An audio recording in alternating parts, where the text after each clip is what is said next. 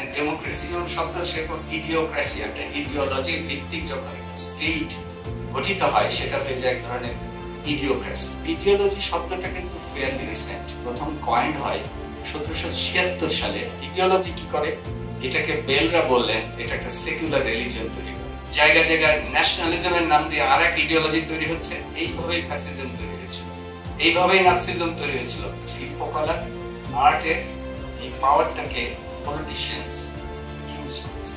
Ethics আর aesthetics ভাই ভাই। আমি এখন যখন হোসেন মিয়ার চরিত্র নিয়ে কথা বলবো, কেউ বলবে হোসেন মিয়া ভালো করেছে, কেউ বলবে মন্দ করেছে। শিল্পকলার নানান ইন্টারপ্রিটেশন রয়েছে। ইডিওলজি যখন পলিটিক্সের দাস হয়ে যায়, আর্ট কালচার যখন ইডিওলজির দাস হয়ে যায়, তখন সেটা যে পিপুলের এগেনস্টে চলে যায়, মানুষের স্বার্থের এগেনস্টে চলে যায়, জনগণের মুক্তির এগেনস্টে চলে যায়। প্লেটোটা রিয়েলাইজ করেছিল, পাস্কেল বলেছিল সুন্দর করে যে the heart has its own reason, heart does not know.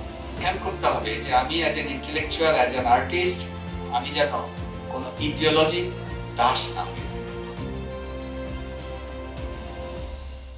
শুভ সন্ধ্যা সকলকে।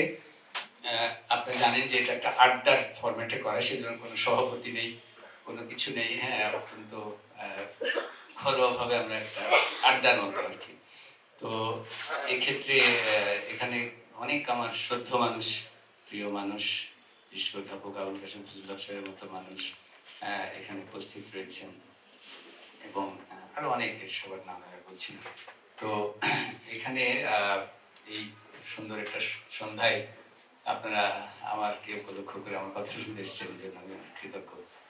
প্রথমেই আমাকে আমার একজন সহকর্মী বলেছেন যে সহজ করে বলবেন কিন্তু, হ্যাঁ, কারণ বিষয়টা যখন টপিকটা ঠিক করি তখনই মনে হয়েছিল যে কথার সঙ্গে আবার দার্শনিক পর্যালোচনা জুড়ে খুব ভারী করে দিলাম না, তো এত ভারীতে তখন লোকে ভয়ের চোটে আবার ভাববে যে কি বা, হ্যাঁ, কথা না, খুব মানে যদিও দার্শনিকতা একটু না করে দার্শনিক কথা না বলে বিষয়টা বোঝানো কঠিন, তাই শব্দটা উচ্চারণ করেছি, কিন্তু কথাগুলো আসলে আমি বলবো খুবই মানে ব্যবহারিক, প্র্যাকটিক্যাল। আজকে আমার এই আড্ডার পরে রাতের বেলা একটু চিন্তা করে কালকে যে কোনো কাজকর্মে আপনার অংশ নেবেন, আপনার যখনই কালকে উঠে কোথাও কাজে যাবেন, যদি আজকের আলোচনা বিন্দুমাত্র আপনার জীবনকে প্রভাবিত করতে পারে, অন্তত চিন্তা করাতে পারে, হয়তো মানে কাজ প্রভাবিত হবে না, কিন্তু চিন্তা যদি প্রভাবিত হয়, ভবিষ্যতে যদি তাতে আপনার কোনো দিক নির্দেশনা হয়, তাহলেই আমার এই আড্ডাটার একটা সাফল্য থাকবে।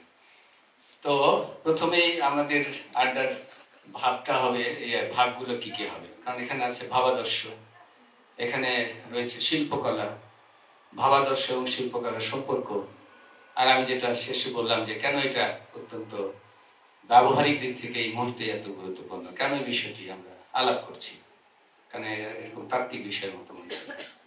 আমরা এই যে চিন্তা করি সেটা কিন্তু অনেক ভাব তৈরি হয় তার থেকে। আমাদের যে মানুষের চিন্তার প্রধান ইউনিট হচ্ছে, যদি আমরা বলি, ভাব। এই ভাবের উৎস নিয়ে কিন্তু আমরা আজকে বেশি আলাপ করবো না, কারণ এই ভাবের উৎস দু ধরনের, কন্ট্রাস্টিং ভিউ আছে এবং তার মাঝারি ভিউ আছে। কন্ট্রাস্টিং মানে যেমন আপনার মনে আছে যে প্লেটোর ভাবটা কোত্থেকে আসে, যে আমি অনেকগুলো বিড়াল দেখছি, কিন্তু বিড়ালত্ব কি, বিড়ালত্বের ভাবটা কিন্তু একক বিড়ালে নেই। আমি এটা সাধারণীকরণ করছি, জ্ঞানের প্রধান বিষয় নিয়ে বলতেন, যেটা যে আমি যদি সার্বিকতা করছি, তার মানে হলো যে অনেক বিড়াল দেখে আমি বলছি যে বিড়ালত্ব কি, এবং সেখান থেকে আমি বলছি generalization is the essence of science. আর জ্ঞানের প্রধান বিষয়টা হচ্ছে সাধারণীকরণ করা। কারণ আমি যদি অনেক লোকে অনেক হিমোগ্লোবিন দেখি, আর হিমোগ্লোবিন অক্সিজেন ক্যারি করে না জানি কথাটা, তাহলে কিন্তু একক দেখে লাভ হলো না। তো প্লেটো যখন বলছেন, ফাইনালি কি বলছেন, যে এই ভাবটা কোত্থেকে আসে, এটা অভিজ্ঞতা থেকে আসতে পারে না, এটা আছে আমার বুদ্ধি থেকে, এবং সেই বুদ্ধির জন্য উনি পরে অনেক রকম ভাবে অন্যান্য আদার ওয়ার্ল্ড চিন্তা করেছেন, আইডিয়া উৎস চিন্তা করেছেন। আজকে সেটা আমার মুখ্য বিষয় না, একটা ভাব, আইডিয়া তারও একক চিন্তা। আবার আমরা উল্টো পথে যখন এটার তার পথ ধরে বহু লোক, আমরা সে যাচ্ছি না যে যারা রেশনালিস্টিক চিন্তা করেন, বুদ্ধিবাদী, তারা বুদ্ধিকে ভাবের উৎস মনে করে বহু লেখা আছে, সিরিজ অফ ওয়ার্কস আছে, নানান মানে শুধু ইউরোপ না, ভারতে অনেক চিন্তা রয়েছে, অন্যান্য দেশে চিন্তা রয়েছে। আবার উল্টো পথে আমরা যদি আর্টদলকে ভাবি, এই ভাবটা আসে থেকে, এই ভাবটা হয় অভিজ্ঞতা থেকেই। আমরা মানে সেন্সেশন, আমাদের যে ইন্দ্রিয় অভিজ্ঞতা আছে, সেই ইন্দ্রিয় অভিজ্ঞতা হচ্ছে ইউনিট, সেখান থেকে আমরা বিভিন্নভাবে তার সূক্ষ্ম পার্থক্য রয়েছে নানান ব্যাখ্যাতে, কিন্তু আমরা বার্টলে, বিশেষ করে বার্টলে, লক, হিউ এরা সেটাকে আরো ম্যাচিউর আকার ধারণ করেছে, যদিও আদি গ্রিক, আদি ভারতের উৎস রয়েছে। এবং এই ভাবটা তৈরি হচ্ছে সেন্সেশন থেকে। আমি সেটাকে আমার বিভিন্ন রকম পারমুটেশন কম্বিনেশনের মতো করে সেই সেন্সেশন আমাকে এক ধরনের কগনিশন প্রক্রিয়া, আমাকে এক ধরনের অনুধাবন প্রক্রিয়া দিচ্ছে, যেটা আমরা এখন বলবো আমাদের ব্রেনে দিচ্ছে। কিন্তু তখন তো এই ধারণা ছিল না। তখন এক ধরনের যে সেন্সেশন, একটা মাইন্ড এবং বডি থেকে সেন্সেশন আসছে, সেই বডি থেকে আমাকে জেনারেলাইজ করছি। এবং বার্কলে, লক, হিউ এই যে স্কুলটা, সেই স্কুলটা তখন একটা ধারণা দিচ্ছে। এবং বিশেষ করে লকের ক্ষেত্রে প্রাইমারি আইডিয়া, সেকেন্ডারি আইডিয়া, যে আমরা দেখে এটা বিভিন্ন রকম সেন্সেশনকে একটা যুক্ত করে নাম দিয়েছি অ্যাপল। একটা কালারকে, একটা গন্ধকে, এক ধরনের সাইজকে আমি নাম দিয়েছি অ্যাপল। আপেল বলে পৃথিবীতে কিছু নাই, এই আইডিয়াটা আমি তৈরি করেছি অ্যাপেলের। আপেলত্বটা আমার তৈরি ফ্রম এক্সপিরিয়েন্স, অভিজ্ঞতা। এটা হলো এম্পেরিক্যাল, অভিজ্ঞতাবাদী, হ্যাঁ, এম্পেরিসিজমের ধারণা। So what ever it is, idea.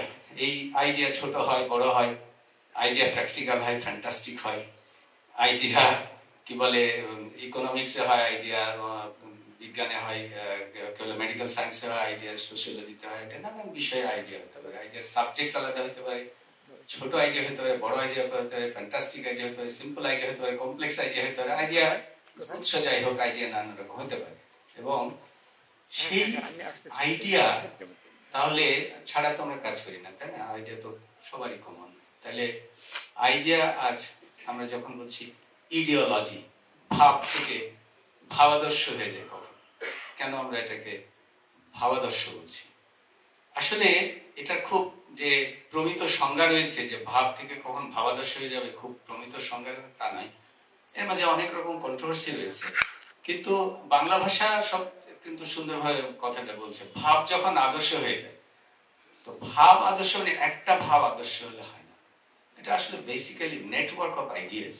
যে আমরা যখন আইডিয়াস করি, আমরা নিজেরাও প্রাত্যহিক জীবনে, আমরা কিন্তু ব্যক্তিগত জীবনেও কিন্তু অনেক আইডিয়ার নেটওয়ার্ক তৈরি করি, হ্যাঁ, বিভিন্ন ধরনের আইডিয়া দিয়ে আমার জীবনকে প্রবাহিত করি, কিন্তু সেটাও কিন্তু ভাবাদর্শ না। ভাবাদর্শ হতে হলে নেটওয়ার্ক অফ আইডিয়াসকে একটা গ্রুপ ইনহেরিট, মানে ইয়ে করতে হবে, স্বীকার করতে হবে। একটা গ্রুপ, গোষ্ঠী, নেশন, বিশাল নেশন ছাড়াও সে গ্লোবাল কোনো গ্রুপ তৈরি হতে পারে। আর এখনকার কি বলে মিডিয়ার যুগে তো নানান ইন্টারন্যাশনাল গ্রুপ তৈরি হয়ে যেতে পারে। যে আমার নেটওয়ার্ক অফ আইডিয়াকে যখন আমি কমিট করে ফেললাম, ওই নেটওয়ার্ক অফ আইডিয়াকে ইন্টার রিলেট করে এক ধরনের কমিটমেন্টে চলে গেলাম, সেখানে মেম্বারশিপ তৈরি হলো, এবং সেখান থেকে আমার আস্তে আস্তে এটার নানান টাইপের গ্রেডিং তৈরি হয়। যে আমার ওই ভাবের নেটওয়ার্কটা এমনভাবে শুরু হয় যে সেই ভাবের নেটওয়ার্কটা একটা ওয়ার্ল্ড ভিউতে পরিণত হয়। আমার এক ধরনের সারা পৃথিবী সম্পর্কিত, জীবন সম্পর্কিত, ব্যক্তি জীবন, সামাজিক জীবন, রাজনীতি, বিশেষ করে রাজনীতি জীবনে আমরা বলি এই ইডিওলজির পক্ষে, ওই ইডিওলজির পক্ষে, এই পার্টি এই ইডিওলজি করে, ওই পার্টি ইডিওলজি করে। কারণ আমার সেটাতে তখন একটা কমিটমেন্ট তৈরি হয়। এই যে কমিটমেন্টটা আস্তে আস্তে কিন্তু ভীষণ রকম লেভেলে চলে যেতে পারে। আমি যখন ধরা যাক যে মাও সে তুংয়ের ছোট বই হাতে হাতে উনি আইডিয়া দিচ্ছেন, কিন্তু সেই আইডিয়া যখন একটা বিরাট পার্টিতে রূপান্তরিত হচ্ছে, কমিটমেন্টে রূপান্তরিত হচ্ছে, তখন সেটা হয়ে যাচ্ছে, এটা একটা ভাবাদর্শে রূপান্তরিত হচ্ছে আইডিয়াটা। ভাবাদর্শের এই আইডিয়াটা তখন ব্যাখ্যাতে ধীরে ধীরে এমনও হয় যে এই গ্রুপটা তখন অন্যকে, মানে ব্যাপারটা এটা যে শুধু গড দিয়ে ভাবাদর্শ হয় তা না, গডলেস ভাবাদর্শ তৈরি হতে পারে। ইভেন গড বরং না থাকতে পারে, কিন্তু ডেভিল থাকে। ভাবাদর্শ যখন থাকে তখন তার অপর পক্ষ একটা শয়তান চিন্তা করে, শয়তানকে এইটা বরং বেশি করে জোর দেয় যে ওর বিরুদ্ধে আমরা। এবং ডেভিল না থাকলে ভাবাদর্শ হওয়া খুব কঠিন হয়। তো এই গ্রুপটা যখন তৈরি হয়, তখন সেখান থেকে এই যে কমিটমেন্ট, এই কমিটমেন্টটা কিন্তু একটা পর্যায়ে এক ধরনের কমিটমেন্টটা যখন অ্যাগ্রেসিভ কমিটমেন্টটা হয়ে যায়, যখন শত্রুতার এক ধরনের ডেভিল চিন্তা করা হয়, তখন এক ধরনের প্যাশন তৈরি হয়, আবেগও তৈরি হয়। এবং সেই আবেগের, আমরা জানি আবেগের জন্য জীবন দেওয়ার কথা উঠতে পারে, লড়াইয়ের কথা। ফ্রিকুয়েন্টলি আইডিওলজির সাথে শব্দগুলো এরকম সংগ্রাম, বাস্তবায়ন করা, ধ্বংস করা শত্রুকে, ইত্যাদি ইত্যাদি, হ্যাঁ, অন্য আইডিওলজির এগেনস্টে কাজ করা এবং আমার আইডিওলজি শ্রেষ্ঠ ডিক্লেয়ার করা, এই ধরনের একটা প্রক্রিয়া, প্রবণতা চলে আসে। এবং এই ইডিওলজি একটা সময়ে যখন গিয়ে আবার রাষ্ট্রীয় ক্ষমতায় চলে যায়, তখন এই রাষ্ট্র হয়ে যায় ইডিওক্রেসি।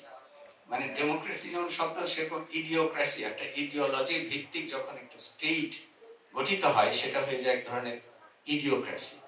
এবং সেটা যারা প্র্যাকটিস করে তারা হয়ে যায় ইডিওক্র্যাট।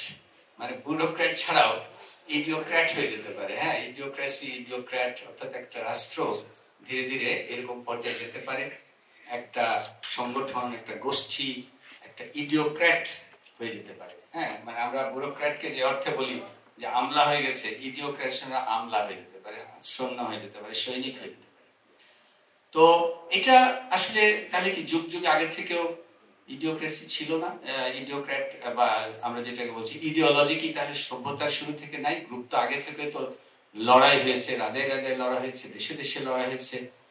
ইডিওক্র্যাটটা, ইডিওলজি শব্দটা কি তাহলে আদিকাল থেকে আছে? না। প্লেটোতে আইডিয়া ছিল, অ্যারিস্টটল আইডিয়া ছিল, ভারতে আইডিয়া ছিল, কিন্তু ইডিওলজি শব্দটা কিন্তু ফেয়ারলি রিসেন্ট। প্রথম কয়েন্ড হয় 1776 সালে ট্রেসি, ফ্রেঞ্চ রেভলিউশনের one of the underground heroes. তিনি কিন্তু ইডিওলজিটা শব্দটা তৈরি করেন। তাহলে 1776 মানুষের ইতিহাসে খুব বেশি দিনের না। কেন তৈরি হয়েছিল আমি আসছি সেটা।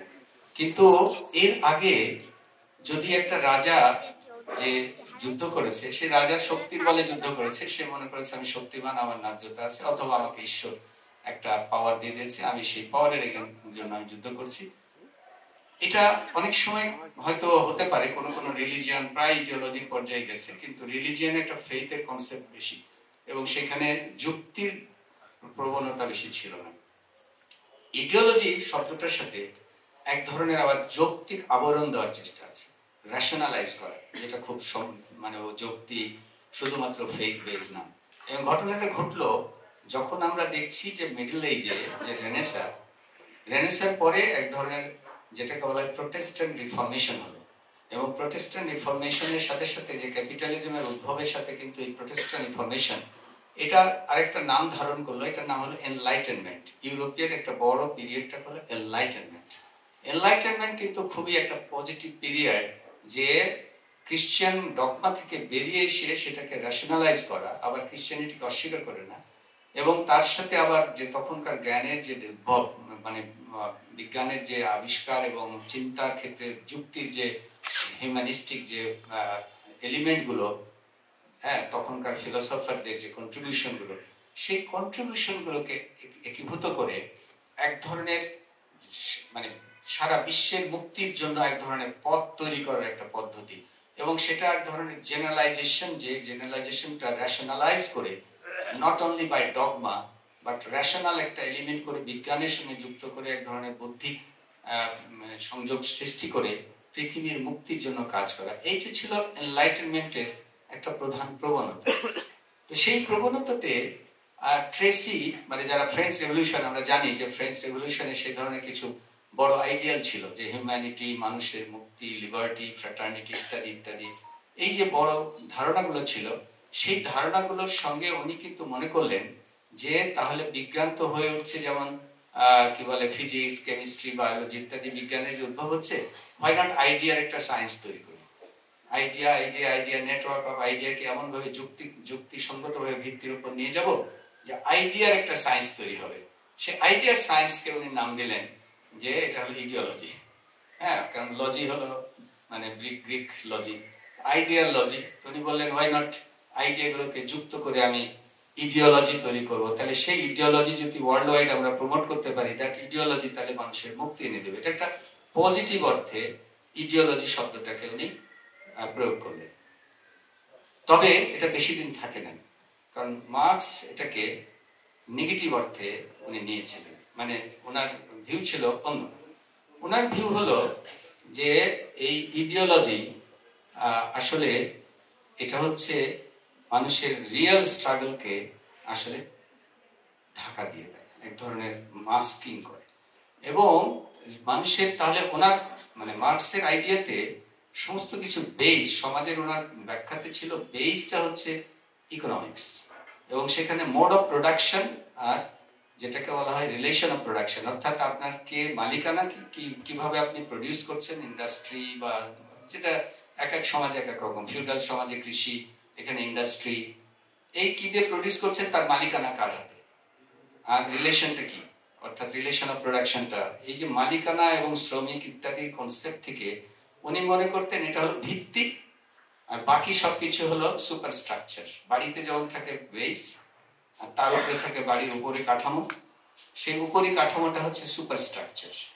তো উনি মনে করতেন যে প্রোডাকশনের যে মোড, কোন ধরনের কৃষি হলে একরকম দাস মানে কি বলে, যখন আগে গোচারণ করতো তখন একরকম, রিয়াল এখন ইন্ডাস্ট্রিতে আরেক রকম, মোড আর মালিকানার সূত্রগুলো কিরকম, এইটার উপরে নির্ভর করবে যে আমার এই মোড অফ প্রোডাকশন এবং রিলেশন অফ প্রোডাকশনের উপরে সুপার স্ট্রাকচার উনি মনে করতেন। রিলিজিয়ন একটা সুপার স্ট্রাকচার, আর্ট কালচার একটা সুপার স্ট্রাকচার, পলিটিক্স একটা super structure.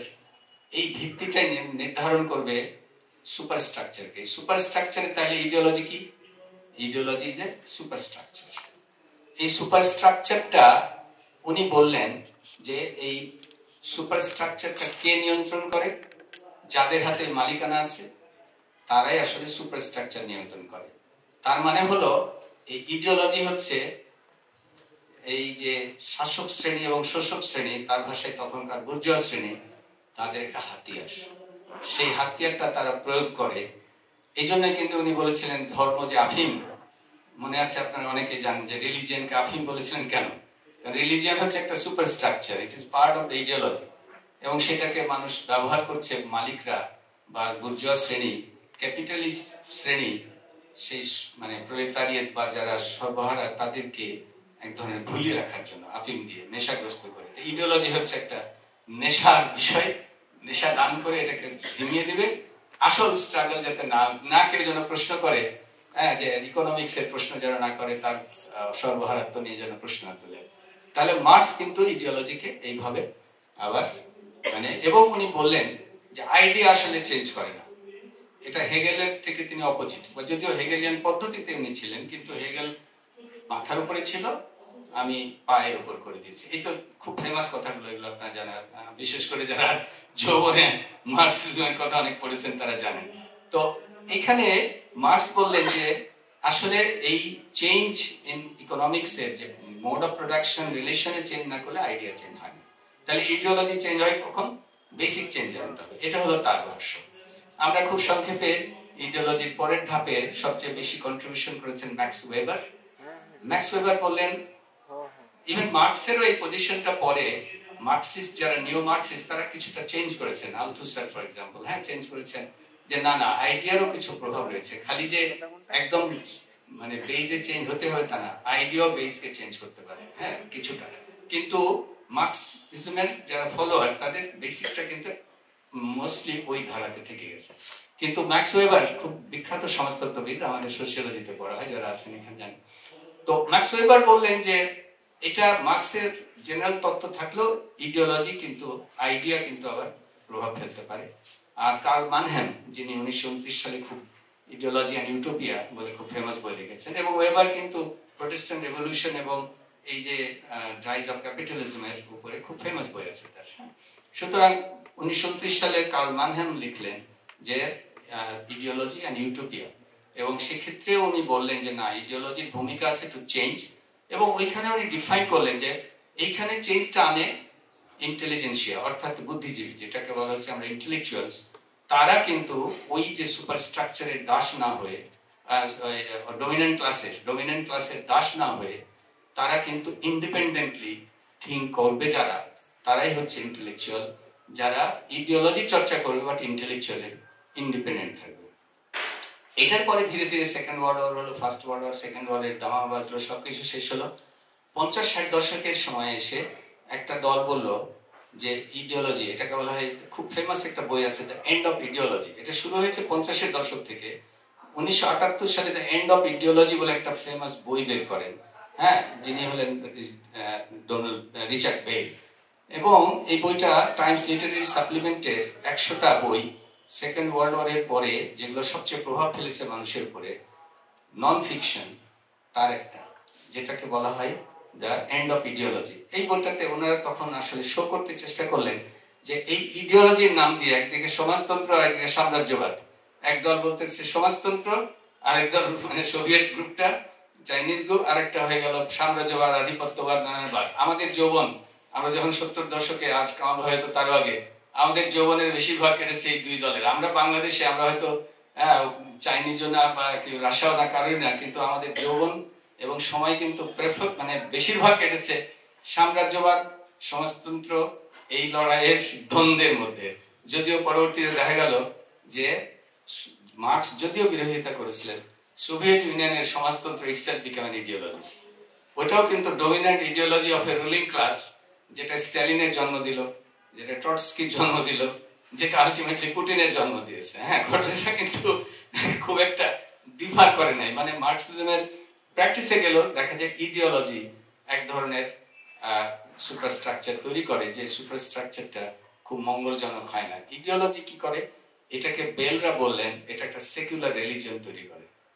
Ideology becomes a secular religion, এটা একটা ধর্মের মতো হয়ে যায়। এবং এটা একটা যুদ্ধ, ওই যে যুদ্ধের দামামা থেকে শুরু করে এভিল তৈরি করা, ডেভিল তৈরি করা, ঘৃণা তৈরি করা, মানে এইটার একটা উৎস হিসেবে কাজ করে। সুতরাং ইডিওলজি আসলে কোনো পজিটিভ বিষয় দেয় না। এই ডিবেট কিন্তু মানে মোটামুটি ভাবে ইডিওলজি না থাকার পক্ষে অনেক মানুষের তখন প্রবণতা শুরু হয়ে যায়, বিকজ ইলিউশন ভেঙে যায়, ইডিওলজিক্যাল ইলিউশনটা ভাঙতে শুরু করে। দুঃখের বিষয় আমরা যখন এই সময় এসেছি, তখন আবার যখন কনজারভেটিজমের জন্ম পুরো ওয়ার্ল্ড ওয়াইড আবার ফিরে আসছে, আপনারা লক্ষ্য করছেন যে যুদ্ধের দামামা বৃদ্ধি পেয়েছে, অশান্তি বৃদ্ধি পেয়েছে, জায়গা জায়গায় ন্যাশনালিজমের নাম দিয়ে আর এক ইডিওলজি তৈরি হচ্ছে। আলট্রা ন্যাশনালিজম ইডিওলজি কিন্তু তৈরি হয়েছিল এইভাবেই ফ্যাসিজম তৈরি হয়েছিল, এইভাবেই নাৎসিজম তৈরি হয়েছিল। মুসোলিনি কিন্তু ইটালিয়ান শ্রেষ্ঠত্ব দিয়ে ন্যাশনালিজম থেকে ফ্যাসিজমে রূপান্তরিত হয়েছিল, যখন আপনার সেটা অটোক্রেসি, টোটালিটারিয়ান এক ধরনের মিলিটারি ইন্টারভেনশন, অপোজিট অপারেশন থেকে শুরু করে এই কাজটা কিন্তু এই একটা ইডিওলজির নাম দিয়ে। ইডিওলজির নামটা কেন দেয়? হিটলারই কেন নাম দেয়? মুসোলিনি কেন নাম দেয়? যে কোনো মানুষ এটা তৈরি করে ইডিওলজিকে কেন দেয়? কারণ এইখানে পার্থক্যটা। অতীতকালে ওই যে বললাম রাজারা যুদ্ধ করতো, ও কিন্তু কোনো ইডিওলজির দোহাই দিয়ে করতো না। সে বলতো আমি আমার পাওয়ার আছে, আলেকজান্ডার আমি জয় করবো। একমাত্র কিছু দু একটা রিলিজিয়ন কিছু সময় শ্রেষ্ঠত্ব বলতো, বেশিরভাগ ক্ষেত্রে বলতো যে আমাকে আমার প্রোটেকশনের জন্য করছি, আমার আত্মরক্ষার জন্য করছি। কিন্তু আদিকালে রিলিজিয়নও কিন্তু অন্য রিলিজিয়নের সম্পর্কে একটা টলারেন্ট ভিউ এর কথা কিন্তু প্রায় রিলিজিয়নের আদি রিলিজিয়নে আছে, আর সেখানে ইন্ডিভিজুয়াল ফেইথের প্রশ্ন বেশি আছে। কিন্তু মডার্ন যে এই গত কয়েক শতাব্দী, মানে বিশেষ করে গত শতাব্দী থেকে যুদ্ধগুলো কিন্তু এমন ভাবে করা হয় অনেক রেশনাল।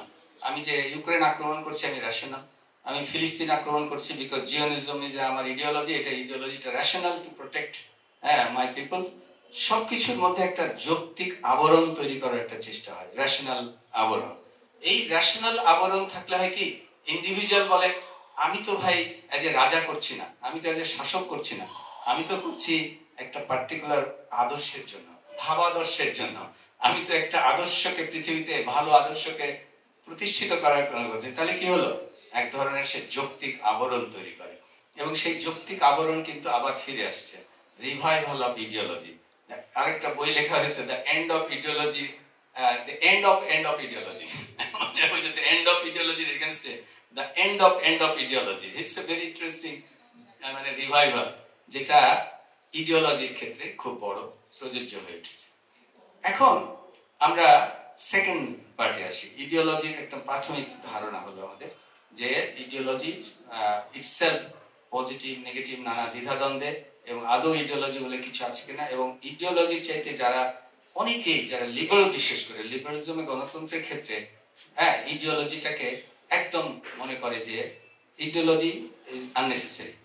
যদিও বলা হবে যে আচ্ছা তাহলে আপনি যে বলছেন ইন্ডিভিজুয়ালের রাইট, অধিকার, মানুষের যে মৌলিক অধিকার, 2-3টা অধিকার, যেমন right to vote, right to express ইত্যাদি ইত্যাদি, সেটা কি ইডিওলজি হলো না? ওরা বলে যে আইডিয়া, 2-3-4টা আইডিয়া আমি থাকলেই যে ইডিওলজি হয়ে যায় তা না। আইডিয়ার পরে আমি যদি বলে যে তোমার ইন্ডিভিজুয়াল রাইট, তুমি প্রাইভেটলি কি করবে আমি ইন্টারফিয়ার করবো না, স্টেটে এই কাজ করবে, তোমার আমার ঐক্যমত হলে আমি এটা করবো। আমি তো তোমাকে বলি নাই ভাই যে আমরা এটা ইতিহাস সেরা, তোমার আমার ঐক্যমতের ভিত্তিতে মেজরিটির ঐক্যমতের ভিত্তিতে আমি একটা সিস্টেম তৈরি করব, তাহলে তো এটা ইডিওলজি হলো না। আইডিয়া থাকবে, আইডিয়া তো থাকবেই, আইডিয়ার ইন্টারাকশন দিয়ে আমি একটা রাষ্ট্র করবো, সমাজ করবো, এটা ইডিওলজি না। এই অবস্থার মধ্যে আমরা রেখে আমরা চলে যাই তাহলে যে আর্ট, এই যে শিল্পকলা, শিল্পকলাও তাহলে আদি থেকে ইডিওলজির এক ধরনের বিষয় হতে পারে। এবং পার্টিকুলারলি এটা কেন বিষয় ছিল, এটা বিষয়টা ছিল কারণ এখানে অত্যন্ত পাওয়ারফুল ভাবে প্রকাশ করা যেতে পারে। এবং এই পাওয়ারফুল যে প্রকাশ আর্টের, এই আর্টের পাওয়ারফুল প্রকাশটা কিন্তু এই পলিটিক্সের সঙ্গে অনেক আগে থেকে জড়িত। ইনফ্যাক্ট মজার ব্যাপার হচ্ছে যে আরবে যখন ইসলাম আসে না, প্রি ইসলামিক পিরিয়ডে কামিল, কাকে কামিল বলা হতো, কামিল বলে যাকে মানে খুবই সবচেয়ে মানে ভ্যালুয়েবল, সবচেয়ে মানে গুণী মানুষ কে কে ছিল? একটা ছিল সে খুব ভালো মানে অশ্বারোহী ছিল, ঘোড়ায় চড়ে করতে পারতো। আরেকটা ছিল সে খুব ভালো তীর ছুটতে পারতো, যুদ্ধ করতে পারতো। আরেকটা কি ছিল জানেন? খুব ভালো কথা বলতে পারতো, ওরেটরি। মানে তিনটা গুণের একটা গুণ ছিল কামিলে হওয়ার, যে সে খুব ভালো কথা বলতে পারতো। এবং সেই যে ট্র্যাডিশন, সেই ট্র্যাডিশন কিন্তু ইসলামে চলে এসছে। ইসলামিক রিলিজিয়াস টেক্সট গুলোতে কিন্তু অসম্ভব সুন্দর ওরেটরি রয়েছে, ছন্দ রয়েছে, মিউজিক রয়েছে। এবং কারো কারো মতে লাইক হিট্টি মনে করে যে পরবর্তীতে যে জয়লাভ করেছে পারস্যের সঙ্গে এবং অন্যান্য পার্শ্ববর্তী অঞ্চলে, এই জয়টা যত না আরব জাতির মানে রিলিজিয়নের জয়, আরব জাতির জয়, এবং আরব জাতির ইটসেলফ জয় চেতে ভাষার জয়।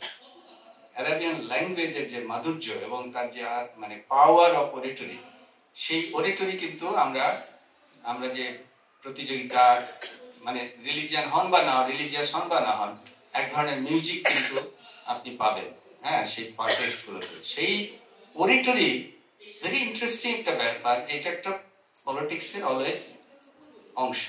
শিল্পকলার এই গুণটা, এটা অ্যারিস্টটল খুব ভালো রিয়েলাইজ করেছিলেন। কিভাবে রিয়েলাইজ করেছিলেন? উনি যে পলিটিক্স গ্রন্থে কিন্তু বলছে man is a political animal, মানুষ হচ্ছে রাজনৈতিক জীব। এবং অনেকে হয়তো জানেন না কেন এই লাইনটা কিন্তু খুব কোটেড, সবাই মানুষ রাজনৈতিক জীব সবাই বলি, কিন্তু কেন বলেছিলেন অনেকে হয়তো জানে না। কেন বলেছিলেন জানেন? Because man has power to speak. Speech মানে স্পিচ দেওয়ার ক্ষমতা আছে তার, মানুষ বক্তব্য দিতে পারে। এবং মানুষ এই বক্তব্যের মধ্য দিয়ে নাই জাস্টিস আর ইনজাস্টিস সম্পর্কে কথা বলতে পারে। অ্যানিমালও কিন্তু মানে তার আওয়াজ দিয়ে কষ্ট এবং আনন্দ প্রকাশ করতে পারে, কিন্তু সে কিন্তু জাস্ট আনজাস্ট বলতে পারে না। কিন্তু মানুষ তার স্পিচ দিয়ে বলতে পারে। এই যে পার্থক্য, এই পার্থক্যটাই কিন্তু হিউম্যানকে, man is a political animal, because সে কিন্তু। এবং গ্রিসে মজার ব্যাপার ছিল, সফিস্টরা যারা ভাড়াটে শিক্ষক ছিল, তাদের ওয়ান অফ দ্য মেন পেশা ছিল অরিটরি শেখানো। যে টেক্সট যে কাজগুলো তারা করতেন, তার একটা প্রধান বিষয় ছিল এথিক্স শেখানো, অন্যান্য শিল্প সাহিত্যের কথা, কিন্তু একটা বড় বিষয় ছিল অরিটরি শেখানো। আজকে সেই অরিটরিটা কি দিয়ে হয়েছিল? ওখানে অরিটরিটা প্রধান ছিল ড্রামা, নাটক, এর সাথে কাব্য আবৃত্তি, সঙ্গীত। এবং এই যে অরিটরি নানান প্রকাশ, একটা হলো নাটক, কবিতা, আবৃত্তি, অন্যান্য বক্তৃতা। এবং এই বক্তৃতার যে পাওয়ার অরিটরি, সে পাওয়ার কিন্তু মিশে আছে ইতিহাসের পরতে পরতে।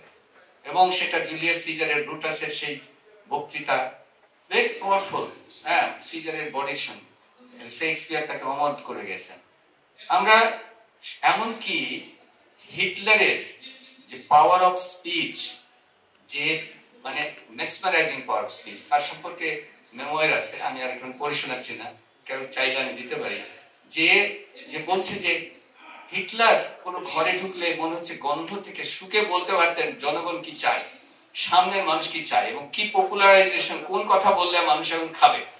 এবং এত উচ্চকিত ভাবে, এত ইমোশনাল, এত প্যাশনেটলি উনি বলতে পারতেন যে মানুষ মেসমারাইজ হয়ে যেত। শিল্পকলার, আর্টের এই পাওয়ারটাকে পলিটিশিয়ানস ইউজ করেছে, যুগে যুগে ইউজ করেছে। ইডিওলজি আসার পরে এটার ইউজটার মাত্রা নানানভাবে চেঞ্জ হয়।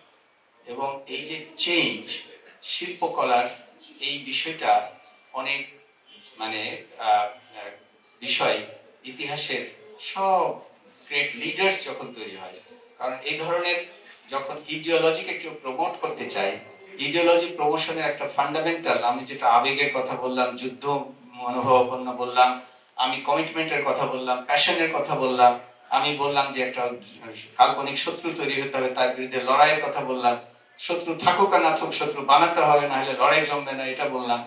তার সাথে একটা বড় গুণ হচ্ছে লিডারশিপ তৈরি হয়, ক্যারিসম্যাটিক লিডার, যে লিডার নানান ভাবে, এবং তার লেফটেন্যান্ট তৈরি হয় যে লিডার এই বিভিন্ন রকম সোর্স গুলোকে কারেক্টলি ইউজ করতে পারে, মুভ করাতে পারে। হ্যাঁ, এবং সেই ক্ষেত্রে হিটলারও লিডার হতে পারে, টেরান্টো লিডার হতে পারে, গুড লিডার হতে পারে, ব্যাড লিডার হতে পারে, এক্সট্রিম ব্যাড লিডারও হতে পারে, টাইরান্টও হতে পারে। তো এই জায়গাগুলোকে আমরা যখন দেখি যে আর্ট অ্যান্ড লিটারেচার আমাদের তাহলে উল্টো ভাবে অন্য ভাবাদর্শ যেটাকে কেউ প্রমোট করতে চায় সেটারও কিন্তু একটা উৎস হতে পারে, সেটা অবলম্বন করে প্রতিবাদের হতে পারে, রেভলিউশনের হতে পারে। রেভলিউশনের ক্ষেত্রে কার্ল ম্যানহেম বলছেন এটা, এবং ওয়েবার বেশি করে বলে গেছেন যে ঘটনাটা হয় কি, যে প্রথম দিকে একটা মনে করুন যে প্রোটেস্ট্যান্ট রেভলিউশনের কথাই উনি বলছেন যে ক্যাপিটালিস্ট রেভলিউশনে যখন প্রোটেস্ট্যান্ট রিফর্ম হয় তখন অনেক ভালো ভালো আইডিয়াল ছিল, সেখানে ছিল যে মানুষের মুক্তি, কৃচ্ছতা সাধন, বিলাসিতা না, মুক্তি, মানুষের মমত্ববোধ, হ্যাঁ, ভালো ভালো অনেকগুলো জিনিস ছিল, যে জিনিসগুলো কিন্তু ক্যাপিটালিস্ট রিভলিউশনের আদি মূলে কিন্তু এই কথাগুলো লিখিত আছে প্রোটেস্ট্যান্ট রিফর্মে।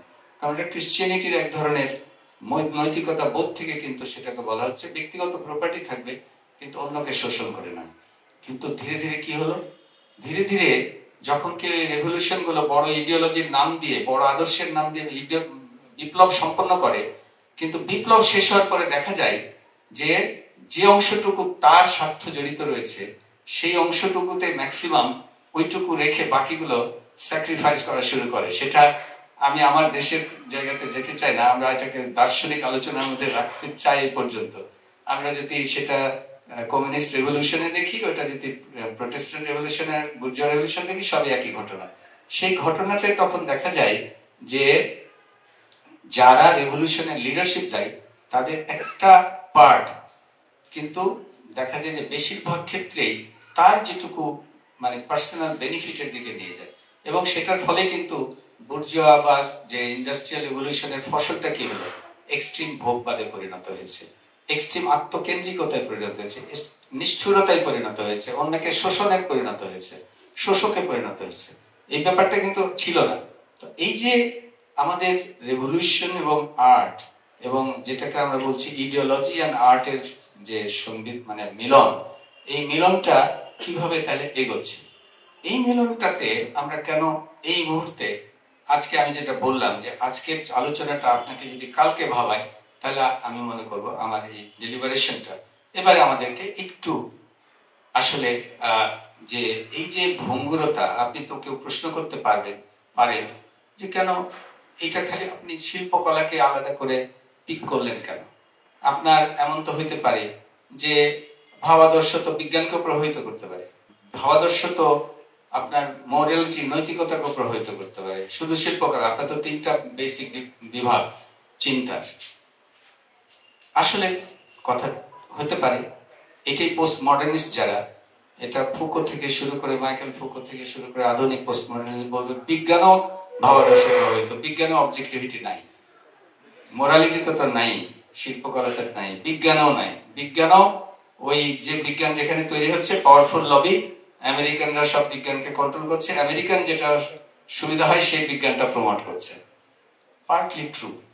কিন্তু যারা বিজ্ঞান চর্চা করি, আমি নিজে ছোট্ট করে হলো বিজ্ঞান চর্চা, বিজ্ঞানের পৃথিবীর বিকাশের সঙ্গে জড়িত, বিজ্ঞানের ক্ষেত্রে এই কাজটা করাটা ডিফিকাল্ট, অত্যন্ত পাওয়ারফুল। ট্রাম্পও কিন্তু কোভিড এর সময় চেষ্টা করেছে যে এই কি বলে ক্লোরোকুইনকে জেনারেল করার, কিন্তু বিজ্ঞানী মহল কিন্তু কে বাঁকাতে পারে নাই, ওই ইয়েকে কি ফসিকে কিন্তু সে বাঁকাতে পারে না। এবং সেই সময় ফয়সাল ভাই আমরা অ্যাডভাইস করছিলাম বাংলাদেশ গভর্নমেন্টকে অ্যাবাউট পাবলিক হেলথ, উনি অ্যাডভাইজার ছিলেন সিলেট ডিভিশনের, আমি রাজশাহী ডিভিশনে, উনি সাক্ষী আছেন, আমরা প্রায় আলাপ করতাম এইসবগুলো, সবসময় আমরা ডিসকাশনে থাকতাম যে বিজ্ঞান কি বলছে, বিজ্ঞানের বাইরে কোনো কিছু কোনো রাষ্ট্র করছে কিনা। ফরাসি প্রেসিডেন্টও চেয়েছেন একটা ওষুধ, ট্রাম্প তো জান দিয়ে চেষ্টা করেছেন ক্লোরোকুইনকে করার জন্য, কিন্তু আমেরিকার বিজ্ঞান মহলে কিন্তু তিনি করাতে পারেননি।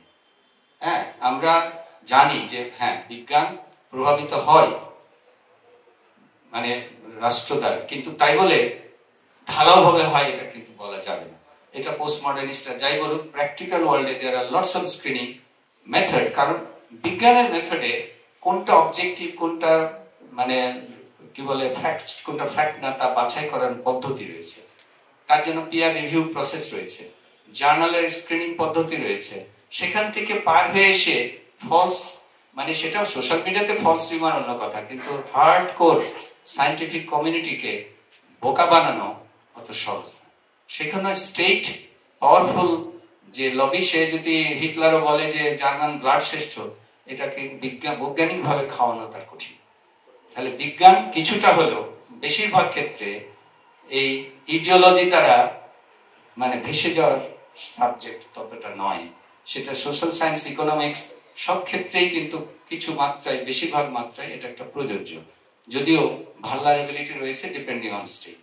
তাহলে একটা হলো সে কিছুটা রক্ষা পায়, কারণ বিজ্ঞানের পদ্ধতি হচ্ছে এপিস্টেমোলজির পদ্ধতি, জ্ঞান তত্ত্বের পদ্ধতি। জ্ঞান তত্ত্বের পদ্ধতিতে কি করে ফ্যাক্ট কালেক্ট করতে হবে, কি করে সেটা অ্যানালাইজ করতে হবে, কি করে স্ট্যাটিস্টিক্স করতে হবে, সেখান থেকে কত প্রবাবিলিটি অফ মিস্টেকের সঙ্গে কনক্লুশন হবে, আবার কি করে টেস্ট হবে, আবার কি করে রিপিট হবে, সেই পদ্ধতিগুলো স্ট্রাকচার্ড। সেই জন্য ও কিছুটা ইডিওলজির দ্বারা ভেসে যাওয়া, স্টেটের লিডার চাইলেও এটাকে ভেসে যাওয়া, ডেসপটরা চাইলেও, একাত্মবাদী চাইলেও ভেসে যাওয়া সম্ভব হয় না।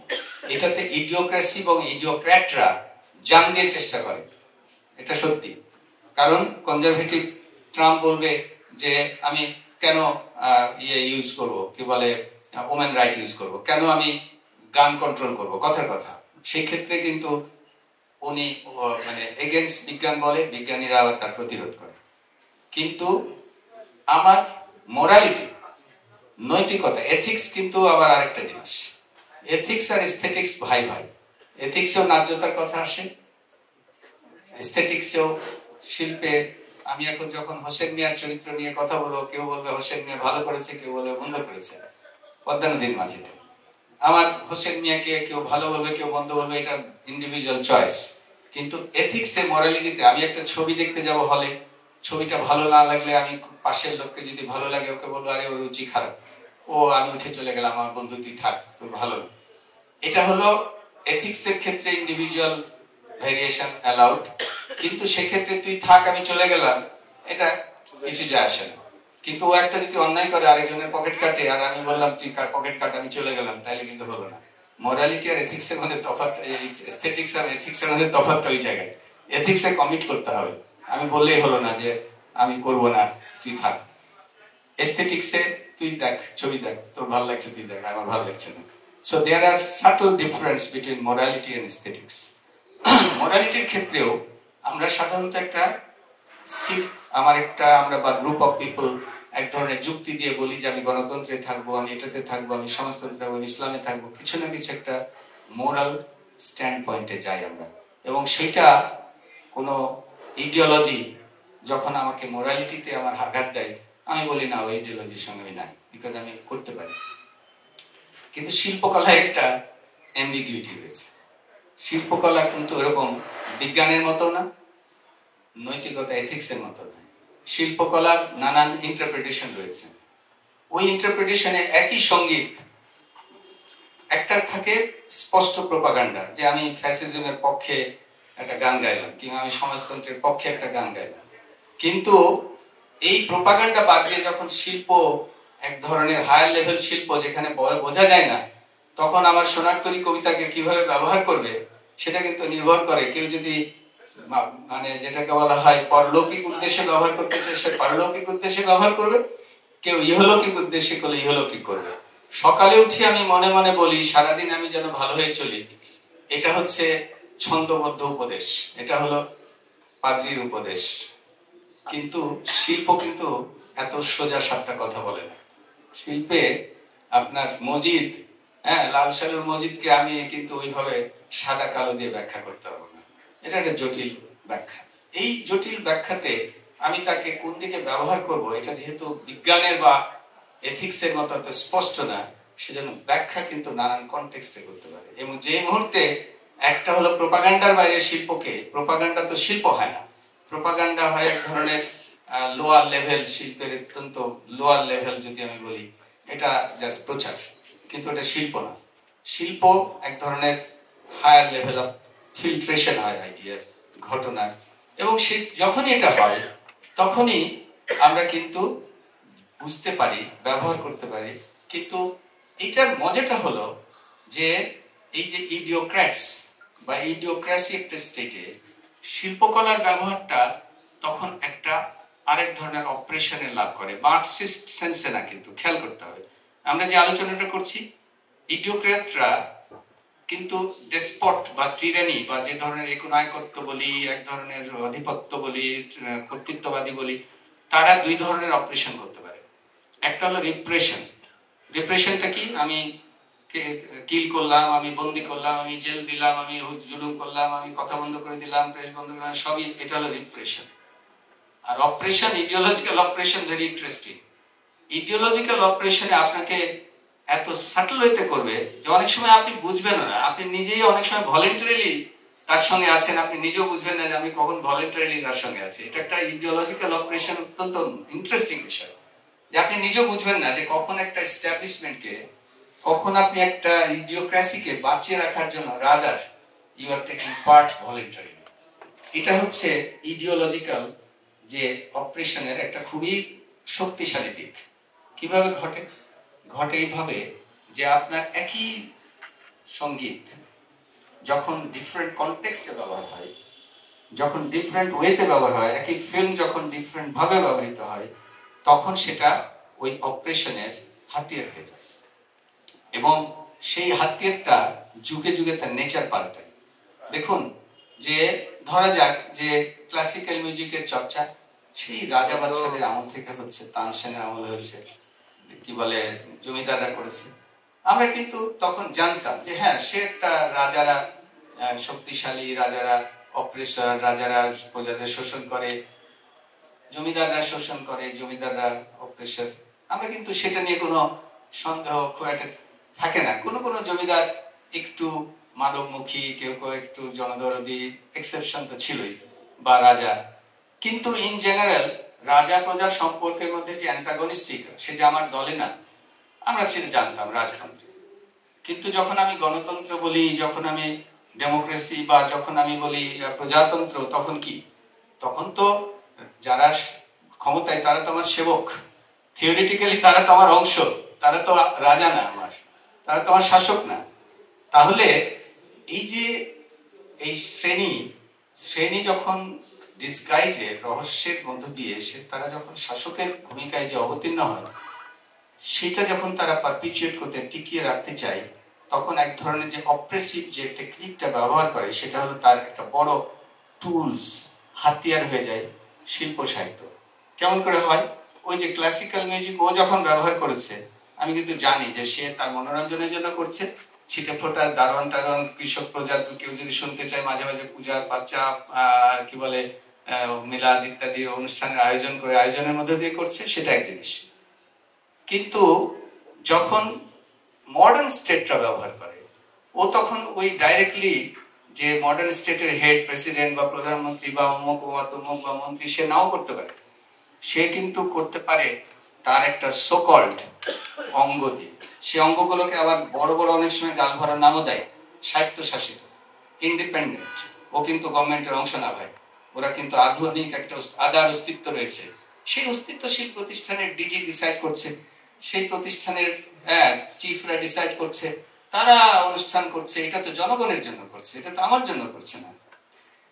দিস ইজ ভেরি ইন্টারেস্টিং যে এই প্রতিষ্ঠানগুলো হাউ ইট ইজ রানিং, এটা কি রান বাই দি ইডিওক্র্যাটস? প্রশ্নটা তখন ওখানে চলে আসে। সম্পর্কটা কি? সম্পর্কটা কি এটা ইডিওক্রাসির দ্বারা নিয়ন্ত্রিত হচ্ছে, না এটা সত্যি সত্যি জনগণের মতের দ্বারা, তার ঐতিহ্য সে কি বজায় রাখছে? এটা হচ্ছে এক ধরনের রিলেশন। কারণ আমি অজান্তে, আমি কিন্তু হয়তো কখনো সাপোর্ট করি না এই ধরনের, কোনো অপারেশন সাপোর্ট করি না, অত্যাচারী না, আমি অনেক ভালো মনের, আমি কিন্তু সত্যি সত্যি জীবন দিতে চাই, কিন্তু আসলে আমি কিন্তু নিজেই তার অংশ। কেমন করে অংশ হচ্ছে, বিকজ আমি তো ভাবছি এটা তো অন্য একটা স্বায়ত্তশাসন, এটা একটা সংগঠন, এটা একটা জোট, এটা একটা গোষ্ঠী, এটা একটা দিস, এটা একটা দ্যাট, এরা তো গভর্নমেন্টের অংশ না। বাট আসলে পাওয়ার রিলেশনটা আসল, যে পাওয়ার রিলেশনে ও কাকে পারপিচুয়েট করছে।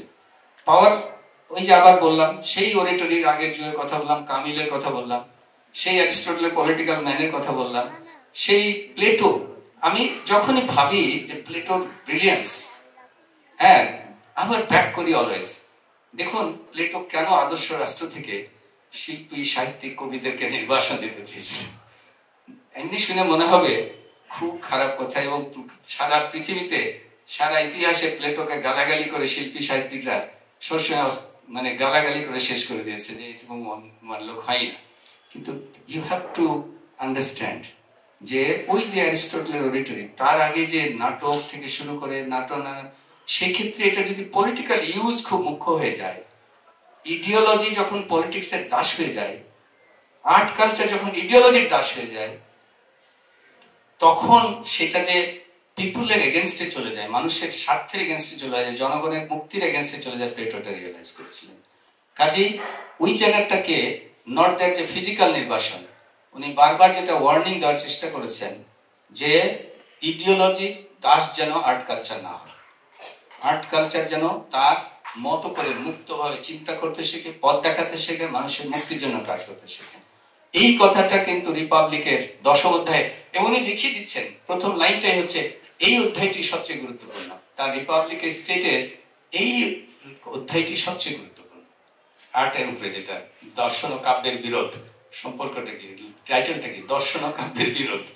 তাহলে দেখুন, আমরা যদি আজকে ফিরে আসি, আপনার ওই যে ক্লাসিক্যাল মিউজিক, যখন রাজারা ওই পৃষ্ঠপোষক করছেন, খুবই নিউট্রাল। আমি ক্লাসিক্যাল মিউজিক এই কারণে বলছি যে ওখানে শুধুমাত্র মিউজিকের ক্ষেত্রে এক্সপ্রেশন আছে। এবারে ফিলোসফিক্যালি আমরা তিনটা বিষয়কে একটু আলাদা করি, যেটাকে এপিস্টেমোলজি, জ্ঞান তত্ত্ব, সেখানে তথ্য উপাত্ত আমরা তার অ্যানালিসিস করে তার থেকে কনক্লুশন টানি।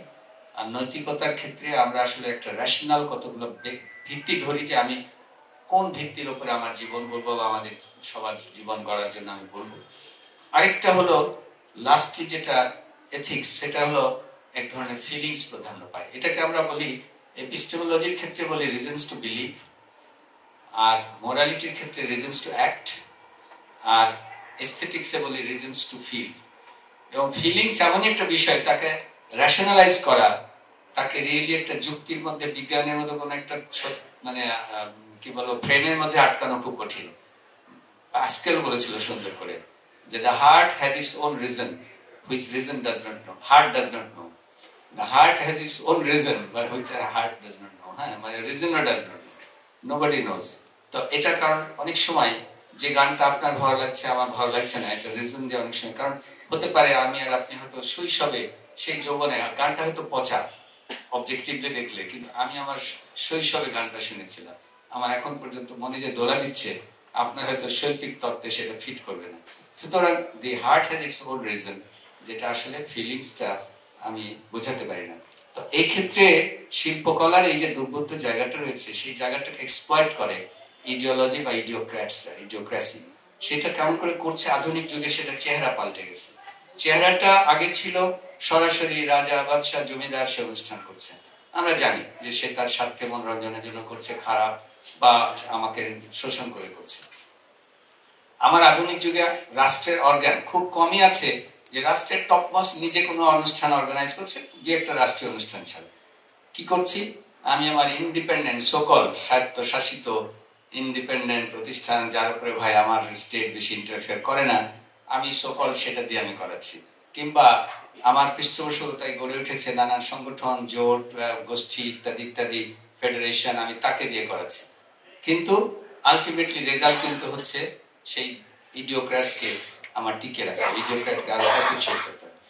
তার চেয়ে বড় একটা ডেঞ্জারাস বিষয় হচ্ছে কর্পোরেটগুলো এখন হয়েছে কি, বিশাল বিশাল, আমার যেখানে স্বায়ত্তশাসিত হয়তো যে প্রতিষ্ঠান চিরকালের ঐতিহ্যগত, সেখানেও কোকা কোলা গিয়ে আমার অনুষ্ঠান যখন স্পন্সর করতে যায়, আসল কথা হলো কর্পোরেটের মাধ্যমে যখন এই ধরনের স্পন্সরশিপ গুলো যখন প্রবল হয়ে যায়, আর্ট কালচার যখন কর্পোরেটের দাস হয়ে যায়। কর্পোরেট কি আসলে? কর্পোরেট একটা সামাজিক অর্থনৈতিক ব্যবস্থার জন্য কিন্তু সারা ওয়ার্ল্ডে কাজ করছে এবং তার কিন্তু নিজস্ব মিশন রয়েছে। সেই মিশনে এক ধরনের শাসন ব্যবস্থা, এক ধরনের ইডিওলজিকে সে কিন্তু প্রমোট করে এবং সেই প্রমোশনে আমি যদি সত্যিকার অর্থে শিল্পী হই, ওই যে সেই কার্ল ম্যানহ্যামের ইন্টেলেকচুয়াল হই এবং ইন্টেলেকচুয়াল এবং শিল্পী যদি একসঙ্গে কাজ করতে চাই, তাহলে আমাকে তার বাইরে থেকে কাজ করা দরকার এবং সেই কর্পোরেটের যদি আমি দাস হয়ে যাই এবং কর্পোরেট স্পন্সর যদি প্রতিষ্ঠান, সেটা কিন্তু আলটিমেটলি ওই যে যেটাকে বললাম ইডিওলজিক্যাল অপারেশনের অংশ হয়ে যায়। তো সেই জায়গাটিতে যারা খেয়াল করবে, তারা খেয়াল করতে হবে যে আমি as an intellectual, as an artist, আমি যেন কোনো ইডিওলজি দাস না হয়ে যায়। আমি প্রত্যক্ষ বা পরোক্ষভাবে একটা ইডিওলজিক্যাল একটা ইডিওক্রেসিকে, যে ইডিওক্রেসি যদি কারেক্টলি যেটাকে বলা হয় রিফ্লেক্ট না করে আমার জনগণের মঙ্গলকে, পৃথিবীর মঙ্গলকে, সমাজের মঙ্গলকে, আমি যেন তার দাসত্ব করতে না শিখি। আমার লাস্ট এই মানে আহ্বানটা, আশা করি এটা টেক অ্যাওয়ে মেসেজ, হ্যাঁ, যে কিভাবে ইডিওলজি এবং আর আমি আগেই বলেছি যে বিজ্ঞানও ভালনারেবল, কিন্তু তার প্রোটেকশন মেকানিজম আছে। এথিক্স ভালনারেবল, তার প্রোটেকশন মেকানিজম আছে। আর্ট কালচারের প্রোটেকশন মেকানিজম কিন্তু অত্যন্ত, এবং সেটা যেহেতু অরিটরির সঙ্গে যুক্ত, যেটা আবার বেশি অরিটরি লাইক, হ্যাঁ, যেটা গান আবৃত্তি, পার্টিকুলারলি যেগুলো মানে গান আবৃত্তি, গণসঙ্গীত, দেশাত্মবোধক সঙ্গীত, যেগুলো বক্তৃতা, হ্যাঁ, যেগুলো বেশি করে রিলেট করে মানুষকে, অন্তর্গত যেগুলো, সেগুলো শিল্প, সেগুলো যত না করে, এগুলো কিন্তু মানুষকে বেশি করে ডাইরেক্টলি রিলেট করে। যখনই আপনি ডাইরেক্টলি রিলেট করবেন, ইট গোজ ব্যাক টু অ্যারিস্টটলের ডেফিনিশন। মানুষ কেন পলিটিক্যাল? বিকজ মানুষ স্পিচ দিতে জানে। তাহলে মানুষ ন্যায্য অন্যায্য যদি পৃথক না করতে জানে, সেটাও কিন্তু তার পৃথক হলো অ্যানিমাল থেকে। সো হি ইজ অ্যানিমাল, কি বলে, হিউম্যান বিং। মানুষের এই অরিটরির পাওয়ারটাকে যখন মডার্ন যুগে কিসে কাজে লাগাচ্ছি? আমরা মিউজিকের, সঙ্গীতে, আমরা আবৃত্তিতে, আমরা বিভিন্নভাবে কিন্তু রিলেট করছি জনগণের সঙ্গে। সেই জনগণের সঙ্গে রিলেট করছি, আমাকে ভাবতে হবে যে আমি কি কোনো ইডিওলজিতে আমি প্রভাবিত হব না, নাকি আমার আইডিয়া দিয়ে আমি জগৎ চালাবো। এই আইডিয়াতে এই এজেন্ডা আমার মিট করে, আমি এই আইডিয়া প্রমোট করবো, ওই আইডিয়া মিট করে, ওর এই আইডিয়া মিট করে। এখানে কে কি করলো সেটা বড় কথা না, আমার কোন কোন আইডিয়া আমার সঙ্গে ম্যাচ করে। পৃথিবীতে আইডিয়া দিয়েও মানুষ বাঁচতে পারে। নেটওয়ার্ক অফ আইডিয়া মানে ইডিওলজি হইতে হবে, ইডিওলগ হইতে হবে, ইডিওক্র্যাটের অংশ হইতে হবে, ইডিওক্রেসির পার্ট হইতে হবে, নট দ্যাট। আমি আমার আইডিয়া দিয়ে জীবনযাপন করবো, যে আইডিয়া আমার কাছে মনে হবে ভালো, সেই আইডিয়ার সঙ্গে থাকবো। That's the message. এবং সেই মেসেজ দিয়েও মানুষ, লিবারাল ডেমোক্রেসি কিন্তু বেসিক্যালি এটা প্রমোট করে যে আমি আইডিয়ার সঙ্গে থাকবো, নট ইডিওলজির সঙ্গে, বেসিক্যালি।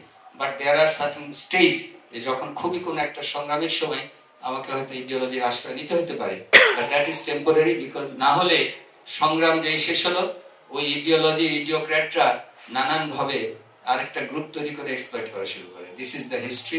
এই হিস্ট্রি রিপিট করছে পৃথিবীতে, এই হিস্ট্রি শেষ নেই। আমি এখানেই থামি।